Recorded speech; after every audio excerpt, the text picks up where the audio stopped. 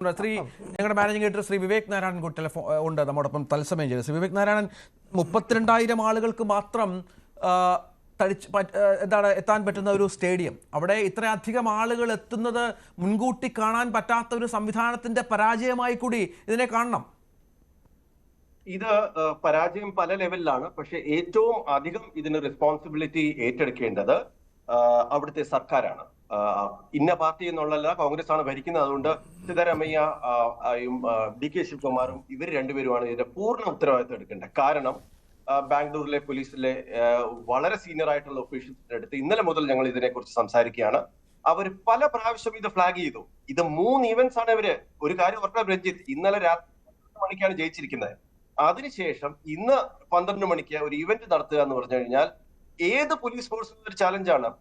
Bangalore police force എന്ന് പറഞ്ഞാൽ വളരെ പ്രൊഫഷണൽ ആയിട്ടുള്ള ഒരു കോസ്മോപൊളിറ്റൻ ഫോഴ്സ് ആണ്. അവരിതൊക്കെ ചെയ്തിട്ടുള്ള ആൾക്കാരാണ്.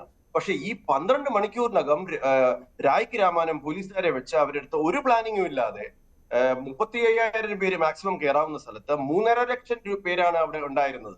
അത് അവസാനം ഞാൻ പറഞ്ഞ പോലെ 3 ഈവന്റ്സ് ആണ് അവർ പ്ലാൻ ചെയ്യുന്നത്. ഒന്ന്, അതായത് ഇന്ന് 10 മണിക്ക് കാലത്തെ അവര് പ്ലാൻ ചെയ്തത്. ഒന്ന്, മുഖ്യമന്ത്രി അവരെ വിധാൻ സൗദയിൽ കാണുന്നു. അവിടെ നിന്ന് 1 കിലോമീറ്റർ മാറി ഉള്ള ചിന്നസ്വാമി സ്റ്റേഡിയത്തിൽ അവർക്ക് ഒരു വരവേൽപ്പ് നൽകുന്നു. അത് കഴിഞ്ഞതിന് ശേഷം ഒരു റോഡ് ഷോ, ഓപ്പൺ ബസ്സിൽ റോഡ് ഷോ. ഇതെല്ലാം ചെയ്യാം. ഇത് ബോംബെയിൽ ചെയ്തിരുന്നു. IPL ഇന്ത്യ വിജയിച്ചതിന് ശേഷം, വേൾഡ് കപ്പ് വിജയിച്ചതിന് ശേഷം, T20 വിജയിച്ചതിന് ശേഷം ഇതൊക്കെ നടത്തിയിരുന്നു. പക്ഷെ അതിന് സമയമുണ്ടായിരുന്നു മുംബൈ പോലീസിന് ചെയ്യാൻ വേണ്ടി. ഇവിടെ സമയമില്ലാതെ ക്രിക്കറ്റേഴ്സിന് അവരുടെ വീടുകളിൽ പോകണം. ഒന്ന്. സെക്കൻഡ്, ഇന്റർനാഷണൽ പ്ലേയേഴ്സിന് അവരുടെ വേറെ കമ്മിറ്റ്മെന്റ്സ് ഉണ്ട്. അതെല്ലാം ശരിയാണ്. ഇത്രയൊന്നും ഇല്ലെങ്കിലും വിരാട് കോഹ്ലിയും പല പ്ലേയേഴ്സും പോകുന്നില്ല. അവരിവിടെ തന്നെ ഉണ്ട്. ഇവർക്ക്, അതായത് KCA ആയാലും, അതായത് അവരുടെ ഫ്രാഞ്ചൈസി ആയാലും, അവരുടെ സർക്കാർ ആയാലും, ഇത്ര പേരെ വെച്ച് നമ്മൾ സേഫ്റ്റി നോക്കിയിട്ടാണ്. Safety is of paramount importance. അത് കഴിഞ്ഞ് മതി പോപ്പുലാരിറ്റി. അതല്ലായിരുന്നു ഇവിടെ നോക്കിയത്. ഇത് കാണിക്കുന്നത് ക്രിമിനൽ നെഗ്ലിജൻസ് ആണ്.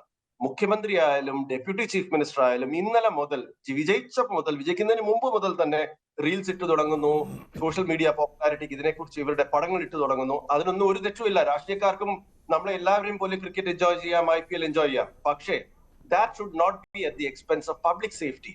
ഇവിടെ പബ്ലിക് സേഫ്റ്റിയോടും ബാക്കിയുള്ള കാര്യങ്ങളും എല്ലാം പിന്നീട് പിന്നോക്കം പോയിട്ട് ഈ റീൽസ് ഉണ്ടാക്കുക, ഇവരുടെ കൂടെ കാണുക. പോലീസ് ചീഫ് അവിടെ ആദ്യം ഒബ്ജക്ട് ചെയ്തത് ഈ വിധാൻ സൗദയിലെ മീറ്റിംഗ് വേണ്ട. മുഖ്യമന്ത്രി അടുത്ത്, ഹോം മിനിസ്റ്ററുടെ അടുത്ത് പറഞ്ഞു താങ്കൾ ഇത് ചെയ്യാതിരിക്കുക, മുഖ്യമന്ത്രി ഇവരെ അവിടെ കാണാതിരിക്കുക എന്ന് പറഞ്ഞപ്പോൾ പിന്നെ മുഖ്യമന്ത്രി ഡെപ്യൂട്ടി ചീഫ് മിനിസ്റ്ററും പറഞ്ഞാൽ പിന്നെ പോലീസ് ഒഫീഷ്യൽസിന് അവരെടുത്ത് പറഞ്ഞു പറ്റില്ല, ഞങ്ങൾ കണ്ടേ പറ്റൂ. ഇതായിരുന്നു full stop. Police victory parade അടക്കം പോലീസ് വേണ്ട എന്ന് പറഞ്ഞു എന്നാണ് മനസ്സിലാക്കുന്നത്. എക്സാക്ട്ലി ഹയസ്റ്റ് ലെവലിലെ പോലീസിനെ ഇങ്ങനെ 5,000 പേരെ ഉള്ളതിന് 2,500 ആയിട്ട് സ്പ്ലിറ്റ് ചെയ്തു. വിധാൻ സൗദയിൽ എന്തുകൊണ്ടാണ് ഇങ്ങനത്തെ ഒരു സംഭവം ഉണ്ടാകുന്നതെന്ന് അറിഞ്ഞൂടാ. കാരണം 4 ഗേറ്റ്സിലാണ് ഇത്രയും പ്രശ്നം ഉണ്ടായിരിക്കുന്നത്. 3.5 ലക്ഷം പേര് തള്ളിക്കയറാൻ ശ്രമിച്ചിരിക്കുന്നത് 4 ഗേറ്റ്സില്, 1-2 ഗേറ്റ്സിലല്ല. വലിയ സ്റ്റേഡിയമാണ്. എന്നിട്ടും ഇതുണ്ടായി. ഒന്ന് പറഞ്ഞാൽ 11 പേരല്ലേ മരിച്ചുള്ളൂ ഇതുവരെ എന്നുള്ളതിന് ഒരു സർപ്രൈസ് ആയിട്ട് വരുന്നു. ഇത് ഒരിക്കലും അവർക്ക് കൺട്രോൾ ചെയ്യാൻ പറ്റാത്ത ഈ രാഷ്ട്രീയക്കാർക്ക് അവരുടേതായിട്ട്, ഫ്രാഞ്ചൈസീസിന്റെ കാര്യം പറഞ്ഞു, അവർക്ക് അവരുടേതായിട്ടുള്ള ബിസിനസ് ഇൻട്രസ്റ്റ് ഉണ്ട്. പക്ഷെ രാഷ്ട്രീയക്കാരുടെ ഒരു ഇൻട്രസ്റ്റും ഫ്രാഞ്ചൈസി ഇൻട്രസ്റ്റും ഇതെല്ലാം കൂടെ ഈ കമേഴ്ഷ്യൽ പ്ലസ് പൊളിറ്റിക്കൽ ഇൻട്രസ്റ്റ് വന്നാണ് ഈ 11 പേരുടെ ജീവൻ നമുക്കിപ്പം നഷ്ടമായത്. കൗതുകകരമായി തോന്നുന്നത്, ഇതിന് ശേഷവും ദൃശ്യങ്ങൾ പങ്കുവെക്കുന്ന RCBയുടെ എക്സ് ചാനലിൽ പങ്കുവെക്കുന്ന RCB, മറ്റൊന്ന് ഈ വിവരം അറിഞ്ഞതിന് ശേഷവും ഗൗരവമായി അതിനോട് പ്രതികരണം നടത്താത്ത വിരാട് കോഹ്ലിക്കൊക്കെ ചേർന്ന് ട്രോഫി ഉയർത്തി പൊക്കുന്ന കർണാടക ഉപമുഖ്യമന്ത്രിയൊക്കെ നമ്മൾ കണ്ടു. എത്രത്തോളം ഗൗരവമായാണ് അവർ ഈ വിഷയത്തെ എടുത്തത് എന്നുള്ളത് പൊതുജനത്തെ വല്ലാതെ സ്വാധീനിക്കുന്നുമുണ്ട്. തീർച്ചയായും ഡെപ്യൂട്ടി ചീഫ് മിനിസ്റ്റർ പറഞ്ഞത് അദ്ദേഹത്തിന് അറിയില്ലായിരുന്നു മരണങ്ങൾ സംഭവിച്ചെന്ന്. ഒന്ന്, അത് വിശ്വസിക്കാൻ പ്രയാസമാണ്. ഓർഗനൈസേഴ്സ് അവരുടെ അടുത്ത് പറഞ്ഞു കാണണം. അരമണിക്കൂറായി ഇവന്റ്, 15 മിനിറ്റായി കുറഞ്ഞു. അത് കഴിഞ്ഞ് ഞാൻ പുറത്തു വന്നു. പക്ഷേ ഒരു ഫ്രാഞ്ചൈസി ഇത് ചെയ്യുന്നു എന്ന് പറഞ്ഞാൽ അവർക്ക് അവരുടെ കച്ചവട പരിമിതികളുണ്ട്. അവർക്ക് ചിലപ്പോൾ അതിനുവേണ്ടിയായിരിക്കും അവർ ചെയ്തത്.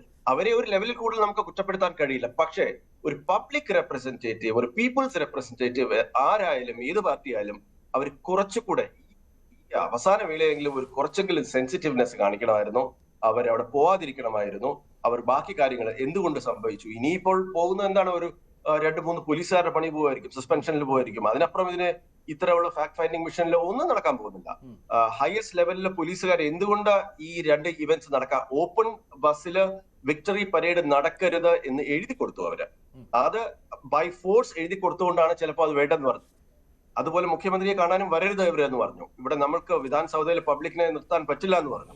പക്ഷെ ഇതെല്ലാം ഓവർ റൈഡ് ചെയ്യുന്ന ഒരു രാഷ്ട്രീയ ലീഡർഷിപ്പ് അത് എങ്ങനെയാണ്? അതിപ്പോ ഇതിപ്പോ നമ്മൾക്ക് എല്ലാവർക്കും ഇതൊരു പാഠമായിരിക്കട്ടെ.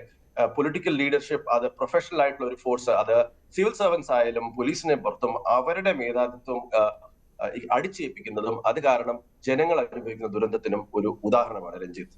തീർച്ചയായും അത് തന്നെയാണ് വലിയ തോതിൽ നമ്മൾ ഇന്നലെയൊക്കെ 18 വർഷത്തിന് ശേഷം കിരീടം നേടിയ, കാത്തിരിപ്പിന് ശേഷം കിരീടം നേടിയ വിരാട് കോഹ്ലിയെയും RCBയെയുമാണ് ആഘോഷിച്ചിരുന്നതെങ്കിൽ ഇന്നത് പൊടുന്നനവേ നേരെ തിരിയുന്ന കാഴ്ച നമ്മൾ കാണുകയാണ്.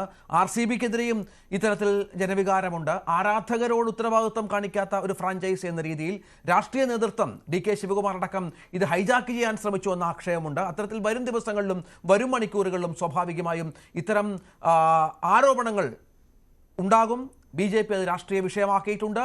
ഇതുതന്നെയാകും കർണാടക ചർച്ച ചെയ്യുന്ന വിഷയങ്ങളും വരും മണിക്കൂർ. നന്ദി ശ്രീ വിവേക് നാരായണൻ, ശ്രീ ഡോക്ടർ മോഹൻ വർഗീസ്, ശ്രീ പെൻഡു മഹാദേവൻ, ഒപ്പം ശ്രീ വിനോദ് മാത്യു വിൽസൺ ഈ ചർച്ചയുടെ ഭാഗമായതിന്. പ്രത്യേക ചർച്ച പൂർണ്ണമാകുന്നു.